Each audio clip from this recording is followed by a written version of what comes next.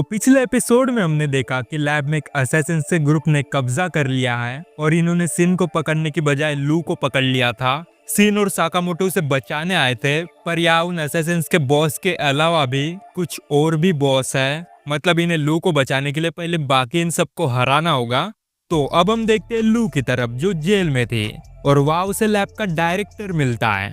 वो बताता है कि मैं वही बंदा हूँ जिसने सिन को माइंड रीडिंग की एबिलिटीज दी है। कुछ साल पहले जब सिन 6 साल का था, तब डायरेक्टर के दोस्त ने सिन को इसके पास लाके छोड़ दिया था। वैसे इसका नाम आसाकुरा है। उस टाइम पे रिसर्च पे लगा था कि किसी नॉर्मल ह्यूमन को सुपर पावर्स मिल जाए। हालांकि उसे ये नहीं पता था कि वो इसमें कामयाब हो भी पाएगा या नहीं, और वहाँ के बाकी के साइंटिस्ट भी इसके मजाक उड़ाते थे। हैं, कुछ नहीं होगा, ऐसा फालतू में टाइम वेस्ट कर रहा है। पर एक दिन वो इसमें कामयाब हो गया, लेकिन गलती से जो पोशन उसने बनाया था वो सिन ने पी डाला। और क्या हुआ, सारी पावर्स इसे मिल गई। पर ये पावर्स बहुत गलत थी। साला ये दूसरों का दिमाग पढ़ता और बोलता है तू उस लड़की के बारे में सोच रहा था ना, जिसकी वजह से कोई भी इसके पास नहीं रहता था। और आसाकुरा भी काइंड ऑफ डिसअपॉइंट ही हो गया था कि उसकी रिसर्च कोई काम की नहीं आई, और इसकी वजह से अब सिन को ये सब झेलना पड़ रहा है, कोई उसके पास नहीं रहता है।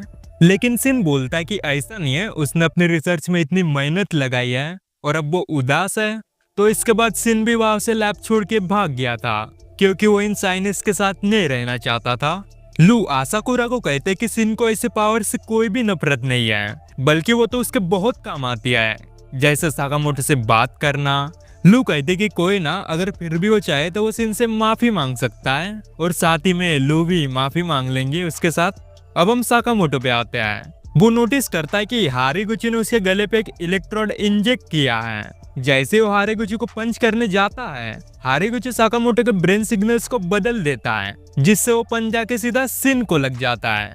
साकामोटो सिन को कहता है कि देख भाई, मेरा तुझे मारने का कोई इरादा नहीं था, वो तो मेरी बॉडी ने ऐसा रिएक्ट किया। इसके बाद साकामोटो सोचता है तो अच्छा ऐसी बात है, तो वो जानबूझकर सिन को मारने का सोचता है, और इस बार वो हारीगुची को मार देता है। साकामोटो फिर से यही ट्राई करता है, लेकिन इस बार वो सच में सिन को ही मार देता है। हारीगुची बताता है कि उसके पास ये डिवाइस है, जिससे वो साकामोटो के ब्रेन सिग्नल्स को कंट्रोल कर सकता है, और जब चाहे उसे ऑन ऑफ भी कर सकता है। वो फिर खुद अपने हाथ में एक इंजेक्शन ठोकता है, जिससे उसकी बॉडी फूल जाती है और उसकी पावर्स भी बढ़ जाती है। वो इन पे हमला करता है, पर ये दोनों बचते हैं, और सिन उसे लात मारने जाता है। हारीगुची तभी सिन के ब्रेन सिग्नल्स को भी बदल देता है, जिससे वो लात साकामोटो को ही मारता है। साकामोटो भी पीछे से उस पे हमला करने जाता है, पर हारीगुची उससे बच जाता है। साकामोटो सिन से कहता है, बेटा बहुत हो गया इसका, इसे अब जल्दी खत्म करते हैं। हारीगुची फिर से अपने बॉडी में कुछ इंजेक्शन ठोकता है, और वो वापस से अपने बॉडी को और भुला देता है। साकामोटो अपने मन में सिन को एक प्लान समझा देता है और कहता है, बिडू रेडी। और तभी साकामोटो एक साथ हारीगुची और सिन दोनों पर हमला करता है। हारीगुची इस बारे में समझ जाता है कि साकामोटो एक साथ दोनों पर हमला कर रहा है, जिसकी वजह से अब वो चाहे स्विच ऑन करे या फिर ऑफ, अटैक्स तो उस पर होने ही है। पर वो सोचता है कि सिर्फ मैं क्यों, सिन पर क्यों नहीं अटैक्स हो रहे, क्योंकि सिन असल में साकामोटो का माइंड रीड करके उसके अटैक्स को डॉज कर रहा है, इसलिए। खैर ये दोनों तो उसे हरा देते हैं, और साइंटिस्ट उसके गले से इलेक्ट्रोड निकाल देते हैं। इसके बाद ये दोनों लू को ढूंढने निकल जाते हैं, और सिन साकामोटो की तारीफ करता है और पूछता है, क्या बाकी के ऑर्डर्स के बंदे भी साकामोटो के जितने ताकतवर हैं? साकामोटो बोलता है, बेटा वो लोग ना तेरे जैसे 10 सिन को उल्टा पटक के देंगे, वो भी 10 सेकंड्स के अंदर। अगर तेरा कभी उनका सामना हुआ ना, तो बेहतर यही होगा कि तू मरने की एक्टिंग कर लेना। सिन शॉक होता है और कहता है, वो नागोमो को देख के लगता नहीं कि वो इतना ताकतवर होगा। खैर तभी अचानक से साकामोटो के नीचे से एक दरवाजा खुलता है, और वो सीधा उसके अंदर जाके गिरता है। दूसरी तरफ हम कासिमो को देखते हैं, जो अपने कुछ 2 बॉस के साथ खड़ा है, और उनके सामने 2 ऑर्डर्स के बंदे हैं, और बीच में कासिमो को कई सारे बंदे की लाशें पड़ी है।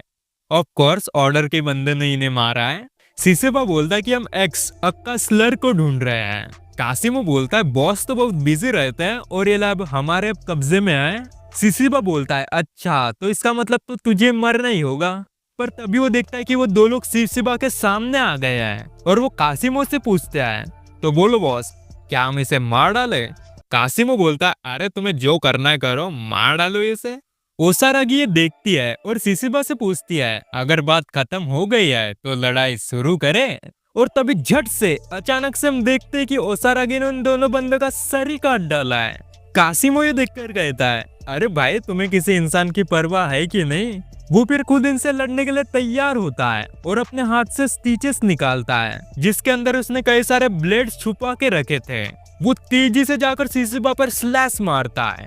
कासिमो कुछ कहता है पर तभी सिसिबा बिना वक्त गवाए उसके सर पे एक हैमर घुसाता है और उसका पूरा सर ही पलट देता है। इन्हें लगता है कि कासिमो मर गया और वो वहां से जाने लगते हैं। पर तभी कासिमो फिर से उठता है और अपना सिर सीधा करके बोलता है कि उसके स्पाइन आर्टिफिशियल है। ये वो कहता ही है कि तभी साकामोटो कासिमो पर गिर जाता है। सिसिबा बोलता है अरे साकामोटो बहुत दिनों बाद मिले, ये देख मेरी भी बंदी सेट हो गई।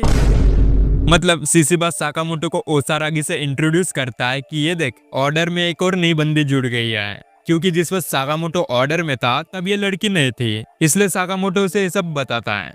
पर ओसारागी जब साकामोटो को देखती है तो वो उसे बिल्कुल एक टेडी बेयर जैसे लगता है, एकदम क्यूट।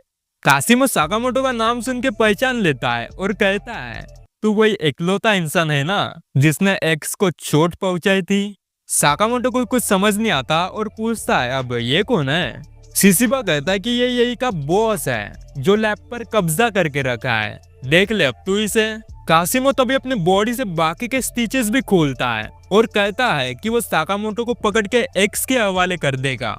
जैसे उसके स्टिचेस खुलते हैं उसके मुंह और हाथ से गन्स निकलती है और वो साकामोटो को मारने तैयार हो जाता है। इसी वक्त सिन जल्दी से लू को ढूंढने में लगा है, लेकिन तभी अचानक से उसके ऊपर एक अटैक आता है और वो रुक जाता है। और ये अटैक और कोई नहीं बल्कि उसी इनविजिबल सीबा ने किया है। सीबा फिर से इनविजिबल होकर सिन के पीछे जाकर उसके आर्म्स पर कट मारता है। सिन समझ जाता है कि वो सीबा का माइंड तो रीड कर सकता है, लेकिन ना वो कहां से अटैक कर रहा है उसे ये नहीं पता लग रहा है। सीबा फिर इनके लिए विजिबल होता है और वो सिन को कहता है कि वो ये लड़ाई को ज्यादा देर तक नहीं खींचना चाहता है और वो अब जल्दी से खत्म करने वाला है और वो अपने चाकू से उस पर हमला करने के लिए रेडी होता है। दूसरी तरफ साकामोटो कासिमो से लड़ रहा होता है और उससे स्ट्रगल करता है।